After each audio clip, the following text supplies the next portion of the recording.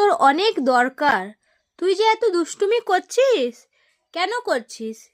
চোখ মুখগুলো এমনি ছিটকাচ্ছিস কেন? মামা, এত দুষ্টুমি কোথা থেকে শিখে গেলে মা? এই দেখো, কিছু বললেই এমনটা একটা করবে, ঢং দিবে। দেখো, এ দেখো পাল্টি হয়ে গেল।